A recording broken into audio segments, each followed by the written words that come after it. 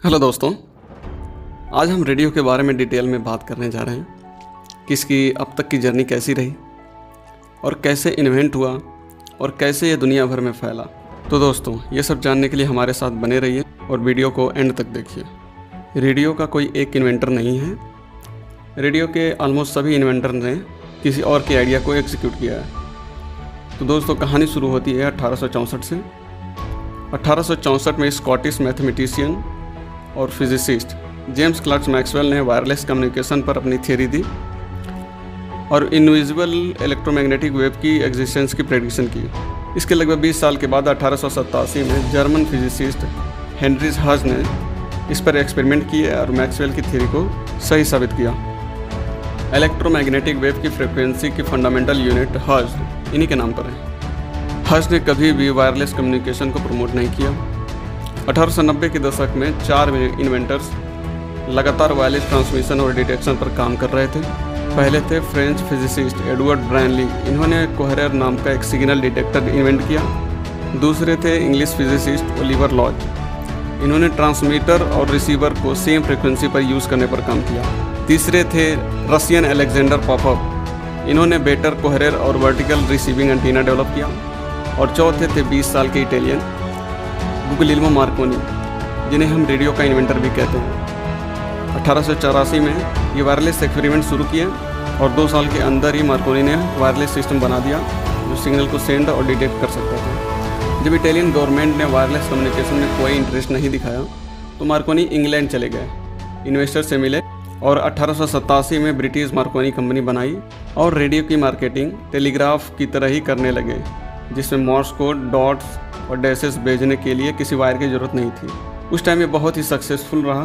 World war 1 के बाद तक ब्रिटिश मार्कोनी और यूएस सब्सिडरी अमेरिकन मार्कोनी ने वायरलेस कम्युनिकेशन में रूल किया। 1906 में अमेरिकन ली डी फॉरेस्ट की रेडियो कंपनी ने ब्रॉडकास्ट शुरू किया, जिसमें पेरिस का आईफिल टावर का ब्रॉडकास्ट भी शामिल था। 1906 में ही ली डी फॉरेस्ट ने वायरलेस कंपोनेंट क्रिएट किया, द ऑडियन।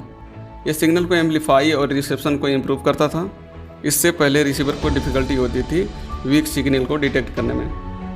डी फॉरेस्ट ने ऑडियन का पेटेंट ले लिया, पर हिस्टोरियन कहते हैं कि उन्हें खुद पता नहीं था कि वो क्या इन्वेंट किए। 1912 के शुरू में एडविन आर्मस्ट्रांग ने ऑडियन को समझा और रीजनरेशन के प्रिंसिपल को डिस्कवर किया। रीजनरेशन सिग्नल एम्पलीफिकेशन की क्वालिटी को इन्हेंस और ऑसिलेटिंग सिग्नल को प्रोड्यूस करता था, जो आगे चलकर मॉडर्न रेडियो ट्रांसमीटर के लिए बहुत ही यूजफुल रहा। कई लोग एक ही टाइम पर एक ही चीज़ पर काम कर रहे थे तो पेटेंट के लिए मारामारी होने लगी। 1887 में यूएस गवर्नमेंट वर्ल्ड वार 1 में इंटर करने के बाद इस पर रोक लगा दिया और सिक्योरिटी के लिए यूएस नेवी ने सभी रेडियो स्टेशन को अपने अंडर में ले लिया। इसमें अमेरिकन मार्कोनी भी था। एक्सपेरिमेंटल स्टेशन को बंद कर दिया गया।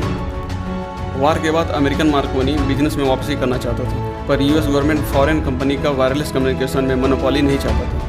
1919 में जनरल इलेक्ट्रिक ने अमेरिकन मार्कोनी की कंट्रोलिंग पर बिगेस्ट और सिंगल ब्रेक थ्रू था आर्मस्ट्रांग का रिसीवर डिज़ाइन, जो बेटर एम्पलीफिकेशन और साउंड क्वालिटी के साथ ट्यूनर भी डेवलप किया।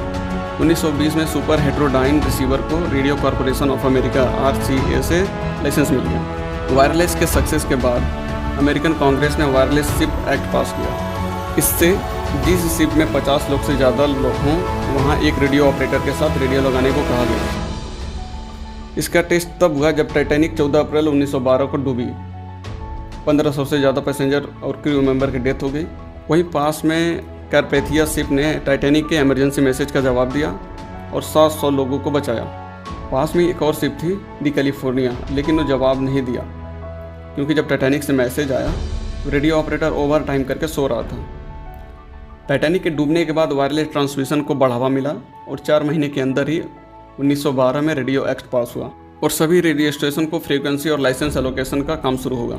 पहले इसका वायरलेस टेलीग्राफ नाम पड़ा, बाद में इसे रेडियो टेलीग्राफी और रेडियो टेलीफोनी कहा गया, जिसका मतलब है transmission of human voice.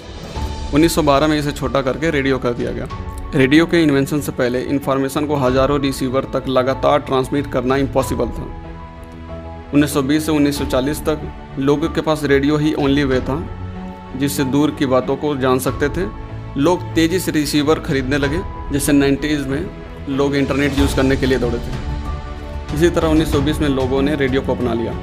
US government ने लाइसेंस दिया था रेडियो को मॉनिटर करने के लिए, पर रेडियो की ग्रोथ इतनी तेज हुई कि यूएस गवर्नमेंट इस काम में फेल हो गई। 1927 में यूएस गवर्नमेंट ने रेडियो एक्ट पास किया ब्रॉडकास्टिंग को रेगुलेट करने के लिए और फेडरल रेडियो कमीशन इस्टेब्लिश किया। इस एक्ट से सभी रेडियो स्टेशन के लाइसेंस वापस ले लिए गए और न्यू लाइसेंस प्रोसेस शुरू हुआ और नए हाई पावर स्टेशन बनाए गए जिससे नंबर ऑफ रेडियो स्टेशन को कम किया जा सके। AT&T ने नेशनल टोल ब्रॉडकास्टिंग सर्विस के लिए 1922 में न्यूयॉर्क सिटी में WEAF स्टेशन शुरू किया। AT&T के ओनर ही पहले स्टेशन ओनर थे जो रेडियो एडवर्टाइजमेंट की पोटेंशियल को समझे और रेडियो एडवर्टाइजमेंट शुरू की जिसकी कॉस्ट थी $100। 1927 में कोलंबिया फोनोग्राफ ब्रॉडकास्टिंग सिस्टम को इस्टेब्लिश किया गया। बाद में इसका नाम कोलंबिया ब्रॉडकास्टिंग सिस्टम ही पड़ गया। इसको हाफ सेंचुरी तक फर्म कंपनी के फाउंडर के बेटे विलियम प्ले ने लीड की। उसके बाद 1834 में म्यूचुअल ब्रॉडकास्टिंग सिस्टम शुरू हुआ जिसमें 4 स्टेशन थे, WGN शिकागो में, WOR न्यूयॉर्क में, WLW सिंसिनाटी में, WXYZ डिट्रॉइट में। म्यूचुअल ब्रॉडकास्टिंग सिस्टम को 1999 में बंद कर दिया गया। रेडियो के विस्तार को देखते हुए यूएस गवर्नमेंट ने निगरानी रखने के लिए 1934 में कम्युनिकेशन एक्ट लाया और फेडरल कम्युनिकेशन कमीशन बैठाया। 1935 में यूएस डिपार्टमेंट ऑफ कॉमर्स ने बताया कि 5 करोड़ से ज़्यादा लोग रेडियो यूज़ कर रहे हैं। ये अप्रॉक्सीमेटली 60% घर थे और पूरे वर्ल्ड में 43.2% सिर्फ यूनाइटेड स्टेट के थे। वर्ल्ड वार II के दौरान एक कोलंबिया ब्रॉडकास्टिंग सर्विस CBS के रिपोर्टर एडवर्ड R. मूरो थे जो पहली बार लाइव रिपोर्टिंग किए लंदन से, जहां नाजीज द्वारा बॉम्बिंग की जा रही थी। बैटलफील्ड के साउंड को लोगों ने सुना जो आज से पहले उन्होंने कभी नहीं सुना था। जर्मनी, जापान और इटली के इंटरनेशनल रेडियो ब्रॉडकास्ट को काउंटर करने के लिए यूएस गवर्नमेंट ने voice of America VOA establish किया। दोस्तों, आज के लिए बस इतना ही। नेक्स्ट वीडियो में हम रेडियो के सफ़र को जारी रखेंगे और देखेंगे कि कैसे FM इन्वेंट हुआ। ऐसे ही यूज़फुल वीडियो को देखने के लिए जुड़े रहिए हमारे साथ और हमें कमेंट करके बताइए कि वीडियो कैसी लगी और आपको और किस चीज़ पर वीडियो चाहिए। Thank you.